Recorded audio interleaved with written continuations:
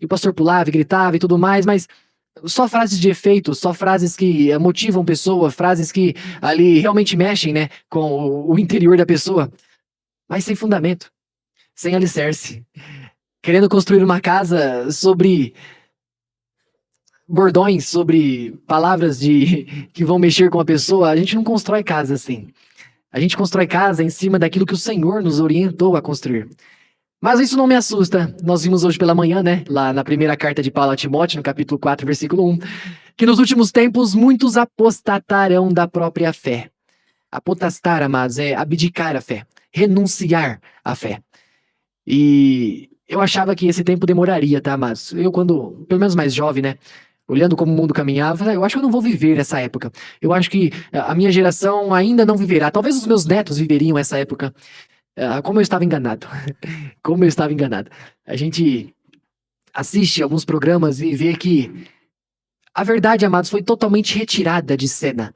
Porque a verdade mostra a luz, e a luz mostra as obras incorretas, e o povo não quer ser reprovado pelas suas obras. E aí retiram a verdade. Retiram aquilo que confronta o ser humano. Não há pessoa, amados, nascida nesse mundo que nasceu sem pecado, com exceção de Cristo. Com exceção do único imaculado, do único puro, do único que não tinha a sombra ou a mancha do pecado, o único digno de ser levantado numa terra e morrer por todos nós. E é por isso que a incredulidade, amados, sempre é um perigo. A pessoa fingir que crer, mas de fato não crer. Fingir que está, mas nunca esteve. Ela está se enganando a si própria.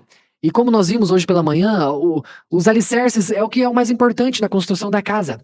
Aqueles duas pessoas com a mesma capacidade, com os mesmos materiais, construíram exatamente a mesma casa. Mas quando veio o teste de todo o material que foi usado, ou principalmente, né, o teste de onde eles estavam inseridos, é onde provou as duas casas. Uma ficou de pé e outra caiu. E hoje, quando nós caminhamos uma vida santidade, uma vida santa, né, diante de Deus, caminhando diante de Deus, é impossível se não tem fé.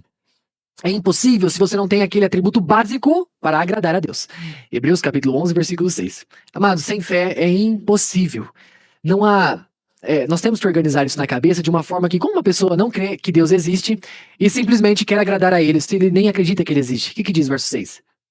De fato, sem fé é impossível agradar a Deus, porquanto é necessário que aquele que se aproxima de Deus creia que Ele existe e que é galardoador dos que o buscam. É recompensador. Recompensador em todos os aspectos, amados. A pessoa está dando o devido crédito a Cristo. Está dando a devida importância à palavra de Deus, a devida importância ao que nós estamos fazendo aqui, nesse ritual nosso, de chegar aqui 6 horas e pouquinho, começar às 7, terminar às 8, hoje temos de cear.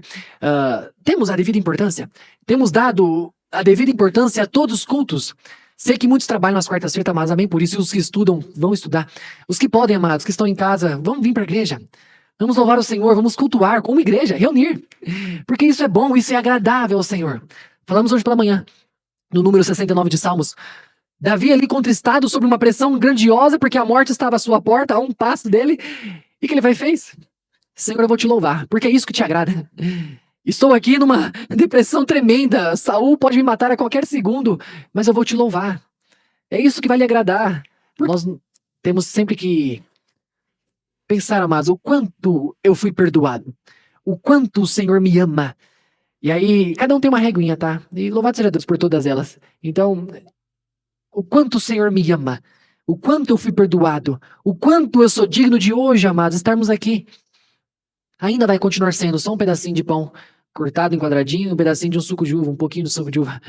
Isso não representa nada para quem não crê. Isso não representa nada para quem não crê em Cristo Jesus. Porque o significado da ceia é você se alimentando do pão, crendo que você foi de fato morto com Cristo, foi aniquilado no seu corpo, que a morte dele foi culpa sua, culpa minha. Tomando o cálice que representa o sangue do Novo Testamento, da nova aliança, mas o sangue que nos lavou. Se a pessoa não crê nisso, por que ela toma? Por isso que o versículo vem nos orientar. Por isso que há muitos fracos e doentes entre vós. Estou falando da primeira carta, amada, de Paulo aos Coríntios, capítulo 11.